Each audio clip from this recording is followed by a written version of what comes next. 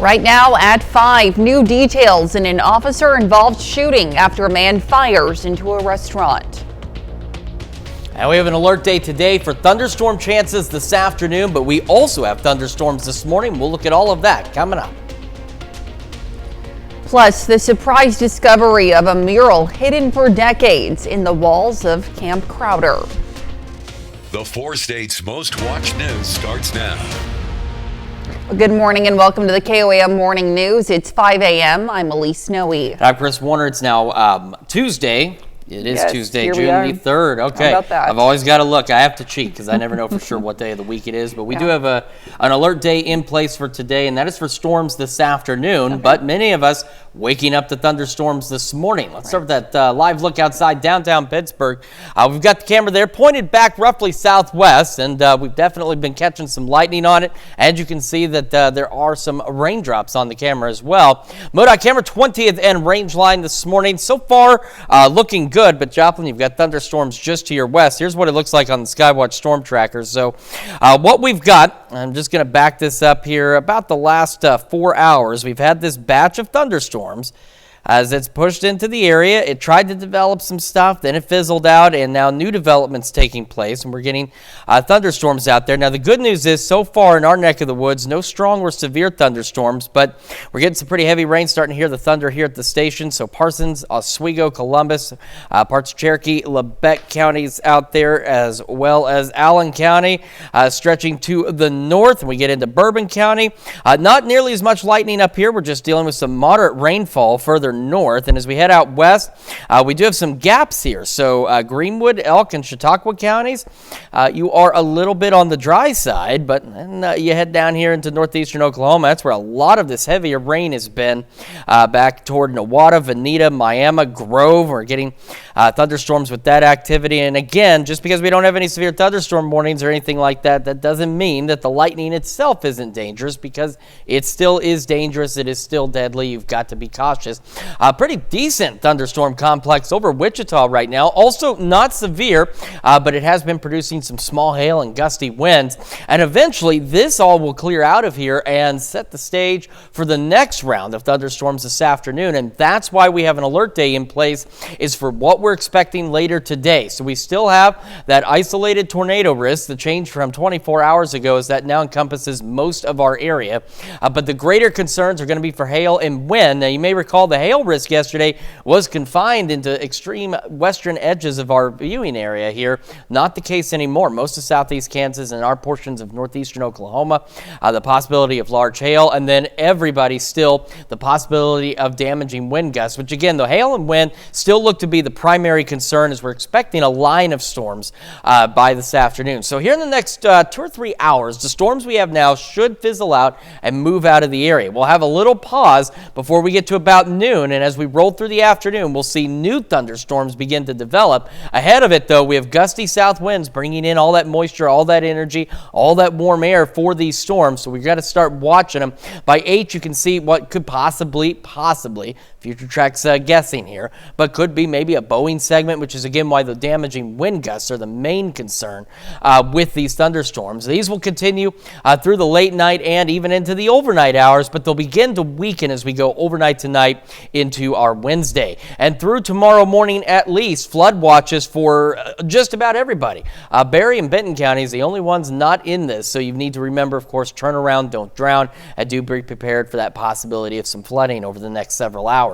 We're sitting at very mild as well, 72 in Joplin, 70 in Pittsburgh, and temperatures across the region, again, most of us pretty mild. We have some upper 60s here and there. We have also got those low 70s, and of course, we're starting to see those winds pick up once again out of the south, bringing in all that energy for later today. So again, by about 8, 9 o'clock, most of what we've got thunderstorm-wise should give us a pause before we see thunderstorm chances begin to increase into the afternoon and evening hours. Non-thunderstorm winds out of the south gusting to 30, and still, despite the cloud cover and rain today, pretty warm, back up into the low to mid 80s for most of us. This is not, unfortunately, our only severe threat we have this week. We have a couple of days additional severe threats down the road. We're going to break down all those details for you here in just a few more minutes. Elise? All right, Chris, thanks. Well, authorities released the name of a man shot in an officer-involved shooting over the weekend. The Oklahoma State Bureau of Investigation identified the man as 25-year-old Michael Cook. Police say Cook fired into the Mia Bella Italian restaurant from outside, trying to force his way in. Officers arrived quickly and confronted Cook, who opened fire and then ran. Gunfire broke out again near an Arby's. Cook was shot, taken into custody, and flown to a Tulsa hospital in critical condition. The OSBI says Cook is still hospitalized in Tulsa receiving treatment. No officers were hurt. No one person inside the restaurant had minor injuries from flying glass. Official charges will be determined by the Ottawa County District Attorney's Office. No word on the suspect's motive. Well, Sunday evening, about 6 p.m., a crash occurred north of Joplin at Missouri Highway 43 and Baseline Boulevard. Two vehicles traveling at highway speeds collided as one failed to stop at stop signs, according to the Missouri State Highway Patrol. 4 people from Moundville, Missouri were in a white van that was struck. All 4 transported to Freeman West in Joplin. The intersection was closed for about an hour. And to be the first to see breaking news, weather, and sports, you can download the KOAM News app. It's available free of charge in the Apple App Store and the Google Play Store. Just search for the KOAM News app. Well, American Legion Post in Miami, Oklahoma is turning pain into education with the new museum expansion. Now, we reported in September that the members of the American Legion Post in Miami were heartbroken to discover flags they set up for 9/11 had been vandalized. Now, the members of the Legion hope this museum expansion helps to remind locals of our military history and the respect earned by those who served. Work really hard to get to the children. I mean, they need to understand, because most of them right now do not. You can say, like I said, Pearl Harbor, and they have no idea what Pearl Harbor even is. Even bad enough to the point that they do not know what 9/11 was. We couldn't be more grateful for the investors, I'll say, that put their time and money into this. We appreciate it. Mays says the expansion will consist of 3 new showcase rooms, including a theater, and he says he hopes the project will be complete in late July. Well, efforts are underway to save a piece of local military history. A long-lost mural has been unearthed in a building that was once part of Camp Crowder during World War II. The Neosho Arts Council believes the mural was designed and painted by an unknown soldier who was training at the site before they were deployed.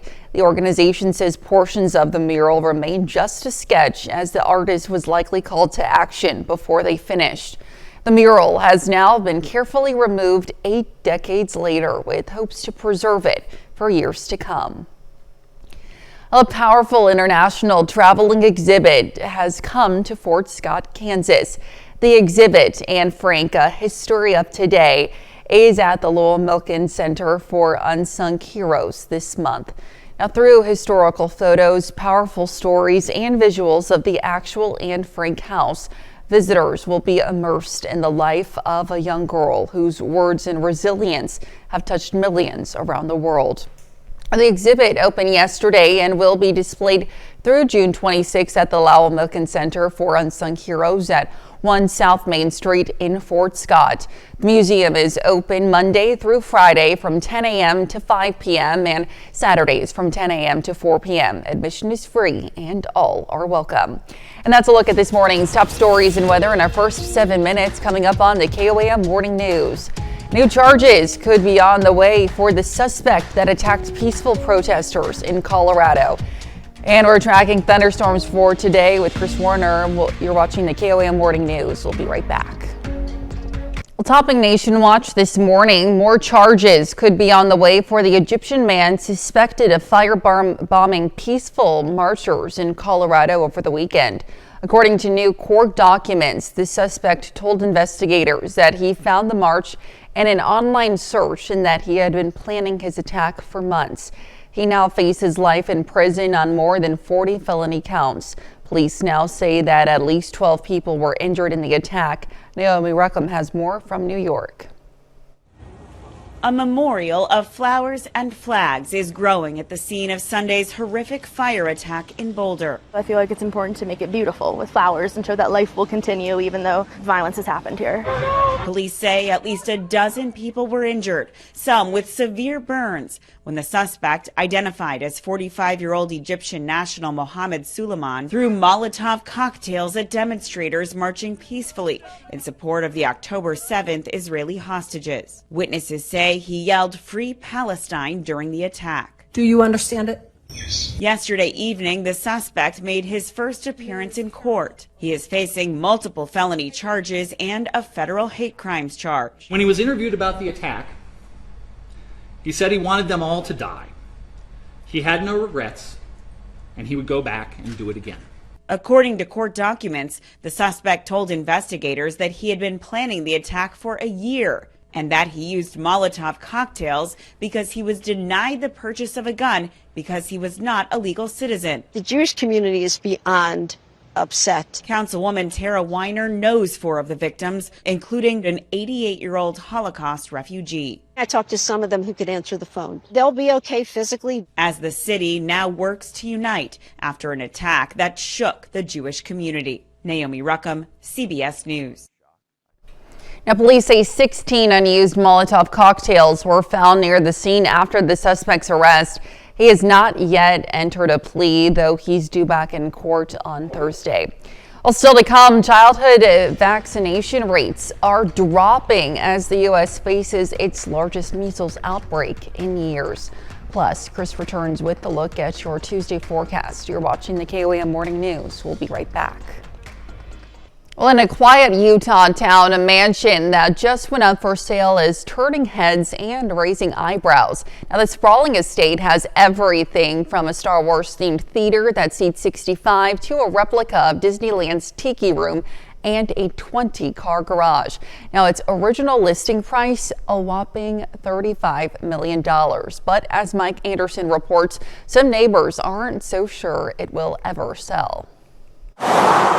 For people on this east end of Hiram, you know, we saw it being built, and it's such a big, beautiful home, and it's on such a big piece of land. Kathy Schroeder has watched her neighbors build the mansion starting in 2019, but that seemed to stop about 2 years ago. It was a big deal that in our little teeny Hiram that there's a $35 million house for sale. Also because of the pictures online that have surfaced of the listing by Summit Sotheby International, a replica of Disneyland's Tiki Room, a Swiss Robinson-themed bedroom, a Star Wars-themed theater room that seats 65, and this guy. I think they weren't ever planning to sell it, and it was going to be like their family retreat, but I don't see people buying it. Adam Berger lives in the subdivision just across the highway. He's skeptical about the appeal. He says Hiram is no Jackson Hole. I mean, it is pretty out here. It is.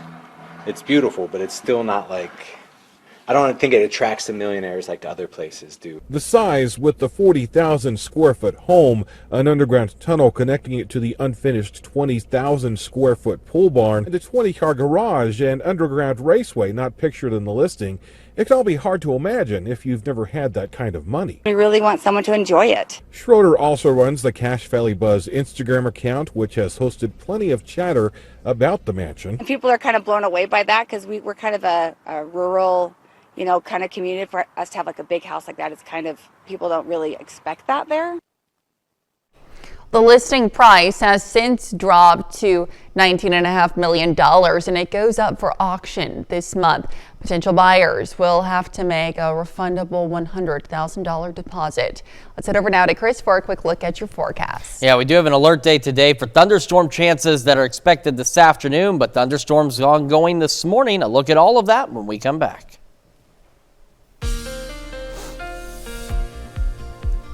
Welcome back to the KOAM Morning News. 521 coming up on 522 on this Tuesday morning, and it is a stormy morning. Now, again, no strong or severe thunderstorms in our area, but you can see just in that red box, 51 lightning strikes, so some very electrical storms out there this morning. So, again, just be aware of that. Remember, the lightning, dangerous and deadly, whether the storm is severe or not. Now, there's a larger thunderstorm complex, as you can see, pushing through now just north of Wichita. A lot more lightning with that. Now, that one should continue continue to lift off to the north and east and maybe might clip parts of Greenwood County, but otherwise should miss us. And it has been a bit on the strong side with some small hail and gusty winds.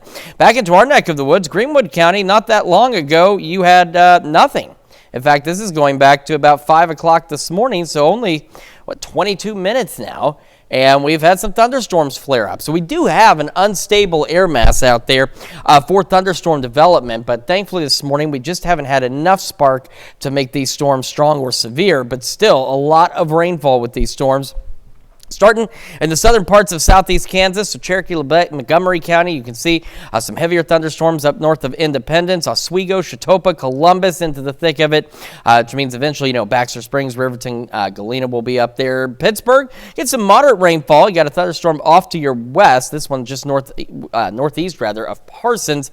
And then just moderate rainfall further north you go along 69. So Fort Scott, again, no lightning showing up out there, at least no cloud-to-ground lightning, but still some heavy rainfall with some of these storms. The Missouri side of things, we follow 49. We start up near Butler and start heading south. You can see just to the west, getting ready to cross the state line. Here comes some of that more moderate rainfall. But eventually, as you head down a little further south, we do have, again, some heavier thunderstorm activity. So Joplin, you're seeing the lightning. Carthage, you probably are as well off to the west. Neosho, you've got a shower south of you. McDonald County getting into some thunderstorm activity as well. Grove, Fairland, Veneta, you kind of get the idea. Miami, we've got just thunderstorms across northeastern Oklahoma. Now, again, these are not strong or severe at this point, which is good news, but they have developed. We had that line kind of dying out as it rolled in from the west, started to fizzle out, and then we've seen triggering of new storms. And the more interesting thing is this activity in northeast Oklahoma initially was turning southeast, but now is beginning to lift back northeast. And again, this complex and some of these stronger storms out here should just scrape us off to the north and west. Once we get past these storms this morning, this is why we have our alert day for today is for the afternoon storm chances. We do have an isolated tornado risk across the bulk of the area. Southeast Kansas, Oklahoma, we're looking at that scattered hail risk. So we're talking, quarter golf ball size hail possible. And then most of the region, if not all of the region, we have that scattered wind risk. So 2 out of 5 on the wind, where we're looking at the possibility of 60, 70 mile an hour winds, perhaps a little higher with some of these storms. So what's expected to happen is the activity that's out there this morning will eventually begin to clear out. And then we'll have a brief period, let's say roughly from 9 a.m. to about noon, where we'll kind of dry out, and then we're going to see more thunderstorms begin to develop ahead of this cold front. So by 2, they're into southeast Kansas. I think by 2 even, they may be a little further south and east than where Future Track is putting them. But they'll start pushing through by 5, most of southeast Kansas in with these thunderstorms. And as they get going, they're going to intensify pretty quickly. We're going to have that possibility of strong to severe thunderstorms as early as 1 o'clock this afternoon. These will continue to push through. They will very likely maintain their strength as they roll through to the late evening hours. And as we go overnight tonight, few lingering showers and storms, maybe 1 or 2 strong storms, but they will lose their intensity a bit. Wednesday, again, still looking at some showers, thunderstorms, mainly along and south of I-44. And then as we roll into Thursday, that's when we see thunderstorm chances returning across the area, a little bit scattered. And then by Thursday night, that's what we've got to watch. Quick reminder, flood watches for most of the area through tomorrow morning. And this is what we got to talk about for Thursday. So again, some evening thunderstorms there. And we have our severe threat returning by Thursday. And this is really, I think, in our area going to be late Thursday into roughly this time Friday morning. So we're going to have to be here probably once again tracking some of those storms. So scattered storms by 8, 74, 81 by 11 a.m. And then I'm going to get right quick to the rest of this week because after Wednesday and Thursday, we'll have additional showers and thunderstorms, as I was mentioning. So this is Thursday night into Friday early morning by about 5 a.m. We're looking at when those strong to severe thunderstorms could be here. So we have a severe threat for Friday, but this is going to be Friday afternoon with storms that could redevelop. And then it pushes a little further south by Saturday, but still pretty close to our neck of the woods. All right, low to mid 80s today, low 70s tomorrow, a little cooler. We start warming back up into the weekend. Hold on to those thunderstorm chances. And then by next week, we should start to clear out. But a lot to keep an eye on over the next several days for sure. Let's check your forecast. We're going to send it over to Elise now with Health Watch. All right, Chris, thanks. Well, the number of kids getting their measles, mumps, and rubella vaccines is dropping. A study by Johns Hopkins University found vaccination rates have dropped 2% since the pandemic to 91%. Now, that may not sound like much, but it gets us further away from the 95% vaccination rate required for herd immunity. Now, currently, the U.S. is in the midst of its largest measles outbreak in years. 2 unvaccinated children have died. And marijuana use among elderly adults has reached a new high. Research by New York University shows 7% of adults 65 and older used marijuana within the past month. Now, most Americans live in the states where marijuana is legal, either for medical or recreational purposes. The study also found marijuana use is rising among wealthier college-aged individuals. That's a look at Health Watch. We'll be right back. Right now at 5:30, the Joplin City Council takes aim at allowing bow hunting for deer within city limits. And we have an alert day today, not for our morning storms, but for the afternoon storms. But we also have storms this morning. We're going to look at all of it coming up. Plus, the community heads out to Downstream Casino to make a record-setting donation to fight cancer. The 4 states' most watched news starts now. Good morning and welcome to the KOAM Morning News. It's 5:31. I'm Elise Snowy. And I'm Chris Warner. It's now Tuesday. It's June the 3rd, and we have our alert dates for our afternoon storms that we're expecting, but we also have thunderstorms going on right now. We're going to start with that look outside downtown Pittsburgh. You can see it's raining in Pittsburgh, and how do we know? Well, the roads are wet, so is the camera, but we've also been getting a fair amount of lightning out there. MoDOT camera 20th and range line, at least for the time being, is dry, but Joplin, you've got actually looking at Skywatch Storm Tracker, a new thunderstorm looks like it's trying to develop now southwest of the city near Baxter Springs. So here's Skywatch Storm Tracker. Now this activity, it's north of Wichita, has been strong but not severe. It should just miss us to the north and west. It might try and clip parts of Greenwood County, but we have this activity, speaking of Greenwood County, that flared up really within the last hour, less than an hour at that, in the last 30 minutes or so. So it's not strong, it's not severe, but it's just a sign as to the atmosphere that's in place here in our area. Now, over into the northern portions of southeast Kansas, we've got just some moderate to heavy rainfall. So Mound City down toward Fort Scott, Bronson, Arcadia, Girard. But Girard, you've got a thunderstorm just to your west. Same in Pittsburgh, some moderate rain, but thunderstorm activity to your west. We're going to get a little closer on this storm. So around Neodesha, just north of Independence, we've got this thunderstorm. Then we go northeast of Parsons or southeast of Erie near McCune. This thunderstorm that'll eventually make its way into Girard. Got some thunderstorm activity, Labette County, just exiting Altamont, but rolling through Oswego, Chautauqua, and Edna right now. Columbus, some thunderstorms around your area. And then this is the one I just talked about that just kind of flared up here right over Galena and Baxter Springs near Downstream Casino. Just kind of came up out of Ottawa County. So we've got that. Now this activity, again, moving north and east. So Joplin, eventually rain will be making it into your way. Neosho, you've got a little shower, so does Goodman. Heavier rain, though, down toward Anderson and Pineville, Southwest City. Back through, again, Ottawa County and back into portions of Craig County as well, down toward Delaware County. Some heavier rain. Not seeing as much lightning with this activity, which is a good sign, but nonetheless still getting lightning with this. So remember, the lightning can still be dangerous, still be deadly, whether the storm is severe or not. Okay, so here goes all of this activity. Now, once this clears out, which is expected to do by about 8, 9 o'clock this morning, it'll push off to the northeast. It'll be done. And we'll get a little break before we see another round of strong to severe thunderstorms by this afternoon. With that, we do have an isolated tornado risk across pretty much the entire area.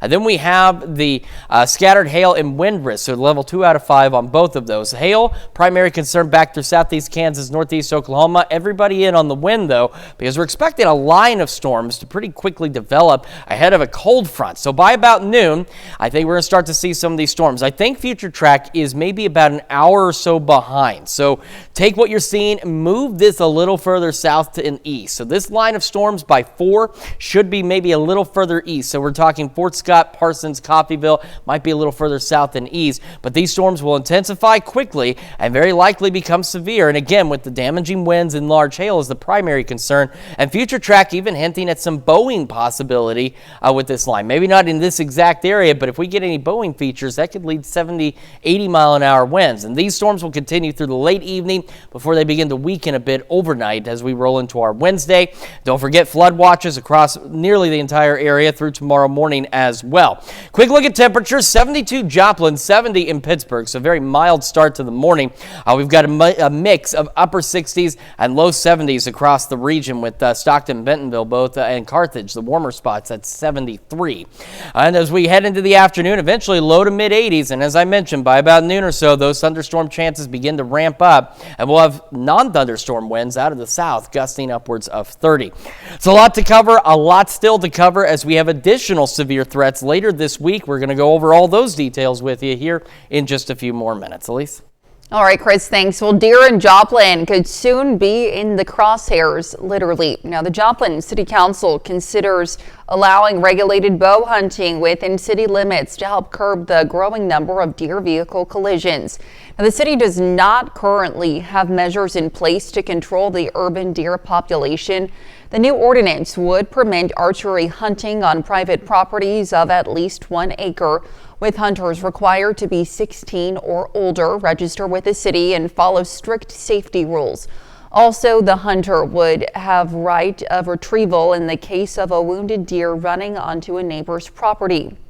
Last night, the minimum required 5 council members approved the first reading. The bow hunting ordinance now moves to second and third readings. And now you can stay up to date with the latest news, weather, and sports with the KOAM Plus TV streaming app. It's available on Amazon Fire TV, Android TV, Apple TV Plus, and Roku. The player is also available on our news and weather apps as well as our website, the KOAM Plus TV streaming app. The Mercy Foundation's Stick It to Cancer fundraising banquet brought in a record amount of donations Saturday night, close to $97,000 to benefit Joplin's Mercy Cancer Center. Our very own Dow Quick was honored to MC the event for the 3rd consecutive year, this time at Downstream Casino. The overall goal of the year-long campaign is $750,000. And after this weekend's fundraiser, they've collected $700,000 so far. The money will be used to purchase equipment to battle lung cancer, and the Stick It to Cancer event included an auction, recognition of cancer patients and healthcare workers, food donated and prepared by a number of area restaurants and entertainment. Our congratulations and thanks to everyone who made the event such a success. Well, more than 160 golfers were on the green yesterday in Joplin. The Children's Miracle Network held its annual tournament of Miracle Golf Scramble. Money raised goes to help the CMN help local kids in need. And the Vernon County Republican Central Committee hosted a special community cookout to thank law enforcement and other responders who helped after the April 2nd tornado. Community members gathered at the courthouse in Nevada yesterday evening to show their appreciation and share a meal with the officers who stepped up during the crisis. And that's a look at our top news stories coming up this half hour on the KOAM Morning News. The Walt Disney Company is set to start laying off workers across multiple departments. Plus, Dave's Hot Chicken and Rourke Capital have reached a $1 billion deal. We'll have the latest. You're watching the KOAM Morning News. We'll be right back. In Consumer Watch this morning, Campbell's says its sales were boosted last quarter because more Americans are cooking at home. The company said its broth saw a 15% jump, while the company's Rao's pasta sauces also rose 2%. Though Campbell's snack offerings like goldfish crackers and Cape Cod chips slid 4% last quarter. Well, the Walt Disney Company is laying off hundreds of workers across multiple units, including film, television, and finance. The company confirms to CBS News that the job cuts are to help save costs Writing in a statement, we continue to evaluate ways to efficiently manage our businesses while fueling the state-of-the-art creativity and innovation that customers value and expect from Disney. The company was not specific on the exact number of employees impacted by the layoffs. And a scorching deal for Dave's Hot Chicken. The company says it has been acquired by the private equity firm Rourke Capital in a deal worth $1 billion. Rourke Capital's holdings also include Auntie Anne's, Subway, and Dunkin'. Dave's Hot Chicken was founded in Los Angeles as a pop-up back in 2017 and plans to have 400 restaurants around the world by the end of the year. The company says its leadership team will remain. That's it for Consumer Watch. Here's Chris with a quick look at your forecast. Track thunderstorms this morning across the area, seeing some new development out there. We also have an alert day today for thunderstorm chances expected to intensify this afternoon. We're going to break it all down for you when we come back. Well, if you've been putting off buying eggs due to higher prices, today's Ag Day Minute has some good news. I'm Clinton Griffiths with today's Ag Day Minute. The price of eggs is continuing to move lower. The latest information from USDA shows white large shell eggs are now averaging $2.52 a dozen. Back at the end of January, that same dozen eggs would have cost about $6.49, and they were over $8 a dozen the first week of March. That's according to data website Trading Economics. Now, experts say weaker demand and a lull in new cases of avian flu helped cool prices. More people are cooking at home again. That's according to soup maker Campbell's. It's reporting the highest rate of consumers cooking at home since when the pandemic started. Experts telling CNBC more meals being eaten at home could mean people are eating out less due to the tight economy. And they say that could be bad news for the gross domestic product, 2/3 of which relies on consumer spending. And the maker behind those famous mini Baby Bell cheeses is expanding. Bell Brands USA is expanding its facility in Brookings, South Dakota. The company announcing plans for a 100,000 square foot, $200 million addition to its current facility. The expansion will double its production capacity and require about 650,000 additional pounds of milk per day. For more Ag News, watch Ag Day weekdays on the station or get updates over to agweb.com. Let's head to Chris for a full look at the forecast. Yeah, we do have our alert day today because we've got severe thunderstorms expected this afternoon, but we've got some busy thunderstorm activity this morning. We're going to start back actually in Greenwood County, 72 lightning strikes with this storm alone. And bear in mind that this storm flared up again in the last about 45 minutes. And it's also now getting development, kind of a little tail here, stretching back now, getting ready to roll into Yates Center, back toward Buffalo, Chanute. And we've got additional thunderstorm activity around the Neodesha area, and you can see these storms kind of getting their act together. Still nothing strong or severe in our immediate area, which is good, but we are getting quite a bit of lightning with this activity. Stretching back now from Oswego back down just northeast of Nowata, and once again, just backing this up a bit, you'll see how these storms are just kind of reorganizing themselves. Getting some light rain around the Joplin area, starting to cross into the Missouri side of things. Nevada just getting into Sheldon, Arcadia, Girard, Pittsburgh, some moderate rainfall out there as well this morning. Now, all of this activity, this is the expectation. This business will finish its business in the next, let's see, it's almost 6, 7, 8, next 2-3 hours at most. It'll start to lift northeast and push on out of our area. It will give us a brief pause before we see new development that's going to take place out west along this cold front, which brings us to our alert day and brings us to our afternoon severe weather threat.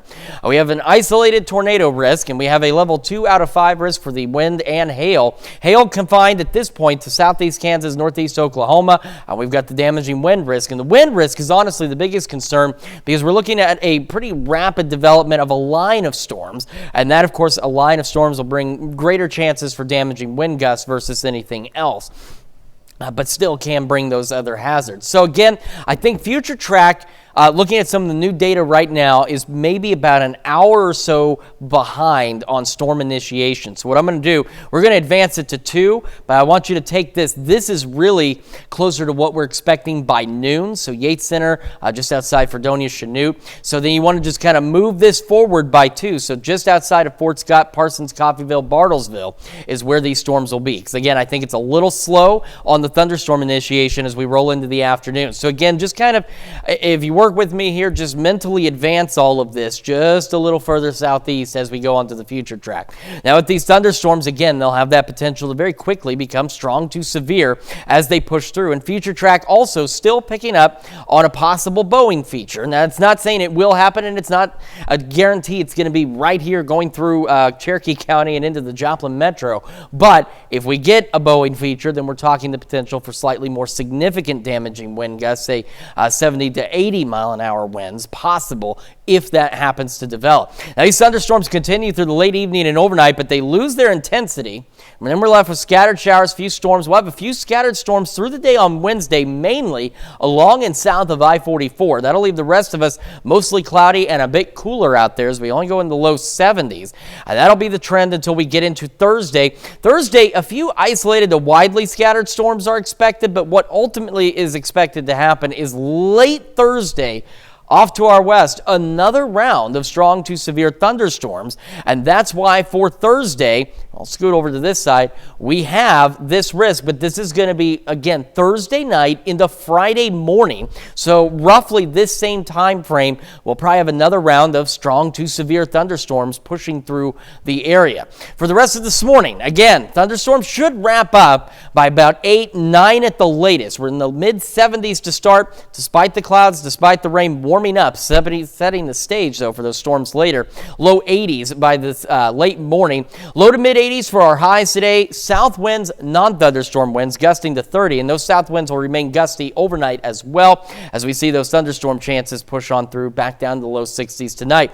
I also want to take a quick minute to talk about what happens with the thunderstorms. So in terms of Thursday, again, isolated, widely scattered storms through the day on Thursday. But once we go late Thursday into Friday, here comes this next round of showers and thunderstorms. And some of these, again, very early Friday morning, let's say after midnight, we're looking at strong to severe thunderstorms possible once again. And these storm chances will continue for us into the upcoming weekend. So for Friday, bear in mind, we're talking morning severe threat Friday. This is a highlighted area for Friday afternoon and evening for another round of potentially strong to severe thunderstorms. By Saturday, that risk area is a little further to our south, but we're right on the edge, so we could still get some stronger storms in our southern counties as we roll into Saturday as well. So a lot to keep an eye on. A very busy and active week with these shower and thunderstorm chances. We'll continue. We'll warm back up by Thursday, back into the upper 70s, low 80s through the weekend. We'll have those thunderstorm chances. Next week, though, we dry out and start to heat up, upper 80s near 90. Now, again, we don't have any severe thunderstorm warnings this morning, but we do have some thunderstorms pushing through, and of course, if they intensify, we will certainly let you know. And that said, we're going to send it over to Elise now with a check of our morning sports. All right, Chris, thanks. Well, this weekend marked the end of the road for all of our local high school baseball teams, and several of our local athletes receive all-conference honors. And we'll start with Webb City High School senior Andrew Young, who gets named the COC West Player of the Year. Missouri Southern commit helped lead the Cardinals to a 4th consecutive district championship and an appearance in the Class 5 state quarterfinals. Kyle Wolf is the coach of the year in the COC West after announcing his intention to step down at the end of the season.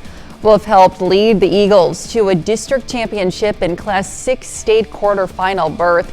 And Neosho Jr. Brody Crane is the COC West pitcher of the year. Here's a look at the first team all-conference. It includes Joplin's Brecken Green and Neosho's Alex Rodriguez as pitchers. Catchers Daniel Rose and Canton Smith, also from Joplin and Neosho respectively, along with Finn Versluis, another Neosho Wildcat, and Carthage sophomore Landon West. Now his teammate Blaine Lilicamp is also on the first team all-conference as a utility player. And Joplin baseball coach Kyle Wolf is stepping down as the end of the year. JHS announced yesterday that Chase Kilgore will take his place. Now, he's the former head baseball coach at Lamar. In a press release, Kilgore says he wants to continue to make the entire city of Joplin proud of the Eagles baseball program. That's a look at sports. We'll be right back. Alligator gets feisty when forced out of its moment of relaxation. This 7-foot uninvited guest was caught soaking up the sun inside a homeowner's pool in Jensen Beach, Florida on Saturday. Sheriff's deputies called a professional trapper to get the gator out, but the gator wasn't having it, doing several death rolls in a row, hoping to free itself from the trapper's grip. Eventually, the trapper won and the gator was safely removed. Officials say, as a reminder, it's gator mating season, so if you're in Florida, be on the lookout because during this time, gators are more active and may end up in unusual places. Certainly not something you want to go out and find, and hopefully with our heavy rain we do not find any gators out there. We have our scattered storms pushing through now. They should be done by 8, 9 at the latest, and we get a pause in activity. We're into the low 80s by 11, and then thunderstorms will resume this afternoon as early as noon. That's why we have an alert day today. Strong to severe thunderstorms are expected this afternoon. We'll eventually make the low to mid 80s. South winds gusting to 30. Gusty south winds continue tonight, as do those thunderstorms, but they'll begin to lose their intensity overnight tonight and eventually start to fizzle out. Few isolated storms south of I-44 for our Wednesday, and then we'll have a few more widely scattered storms Thursday. Then late Thursday into early Friday, another round of strong to severe thunderstorms in the early morning hours Friday, and then we could have some strong storms in our southern counties on Saturday and possibly lasting into early Sunday as well. Temperatures pushing near 90 by next week. That's Check Your Forecast. We're back with another hour of the KOAM Morning News right after this.